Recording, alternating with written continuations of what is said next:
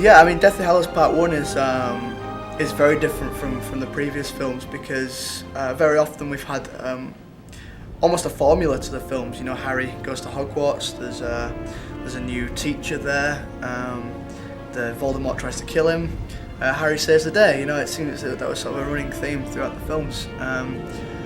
This year that doesn't happen. You know, they're very much out of their comfort zone.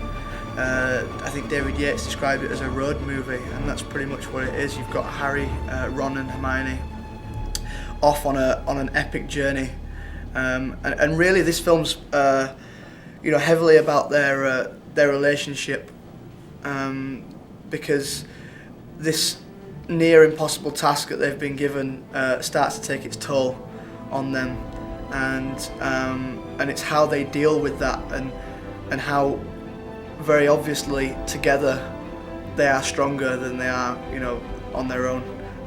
You know, Harry's always had this feeling that he didn't want to put any added pressure on anybody else. You know, he wanted to deal with it himself. But as Ron points out this year, you know, it's bigger than him now. It's the whole world. Everyone has to do their bit, and so it's all about, you know, those guys sticking together and trying to defeat Voldemort. But you know, it's very dark this year. It's very real. I thought this one was very raw. There was never a moment in the film at which you felt safe, which you could in the previous films at Hogwarts. This film, you know, you can't. They're out there. They're exposed to the world, and they're in danger at all times. And yeah, it keeps people on the edge of their seat.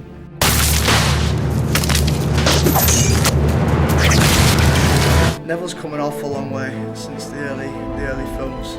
He's matured greatly, and the lucky thing is that he's sort of evolved and matured on a parallel with myself.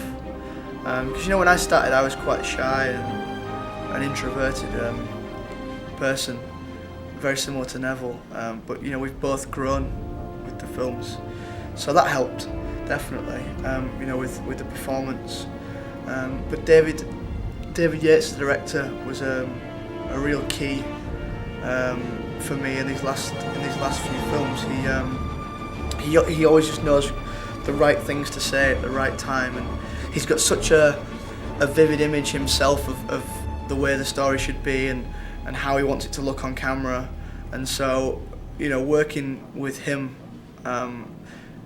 it takes a lot of pressure off the actor, because David knows what he wants, and so we can work together, you know, to create this character and where he should go. So yeah, I mean, really I just read the books, you know, tirelessly read the books again and again, because they're full of so much information. You know, spoke with Steve Close, the writer, David, the director, and just you try and get as much ideas together of how it should go, and then ultimately I suppose it's your choice, and you have to just take that leap.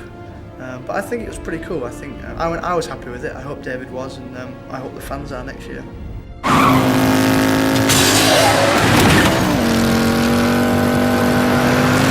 was a huge fan of Harry Potter, and I wanted to be a part of it in some way, you know, anyway.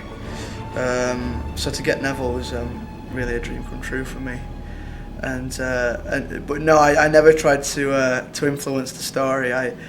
I was just such a fan of what Jo had done that I was eager to see, you know, her the way her story was going to pan out. And I think at the premiere of Order of the Phoenix, she actually came up to me and she said, "Oh, I've just finished Deathly Hallows, the book, and I've got some great stuff for Neville." And I said, I told her not to tell me anything. I was like, no, I don't want to hear it. And she said, "Okay, well, I'll let you read the book then."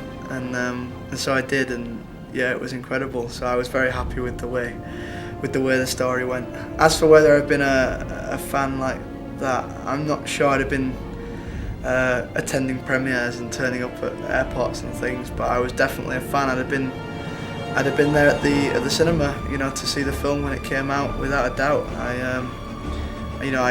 As I grew up, I will never say I lost interest, because the books were still fantastic, but when I was younger, I absolutely loved them. I mean, I literally was obsessed with the books, and as I got older, and